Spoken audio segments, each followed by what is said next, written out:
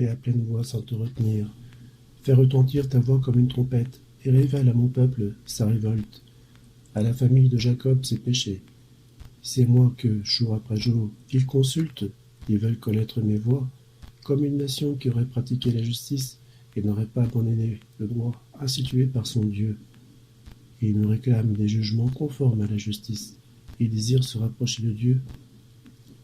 À quoi nous sert-il de jeûner, si tu ne le vois pas, de nous humilier, si tu n'y fais pas attention? C'est que le jour où vous jeûnez, vous accomplissez vos propres désirs et traitez durement tous vos ouvriers. Votre jeûne débouche sur des procès et des disputes, sur de méchants coups de poing. Vous ne jeûnez pas comme vous le faites aujourd'hui, de manière à vous faire entendre votre voix là-haut.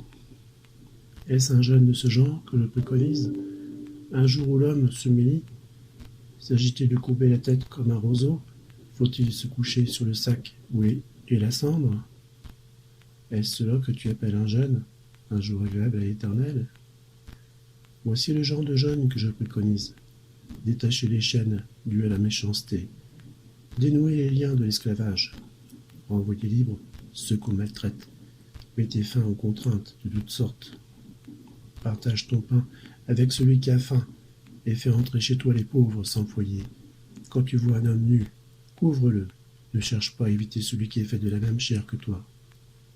Alors ta lumière jaillira comme l'aurore, et ta restauration progressera rapidement. Ta justice marchera devant toi, et la gloire de l'Éternel sera ton arrière-garde. Alors tu appelleras, et l'Éternel répondra. Tu crieras, et il dira, me voici. Oui, si tu éloignes du milieu de toi la contrainte, les gestes menaçants et les paroles mauvaises, si tu partages tes propres ressources avec celui qui a faim, si tu réponds aux besoins de l'opprimé, ta lumière surgira au milieu des ténèbres, et ton obscurité sera pareille à la clarté de midi.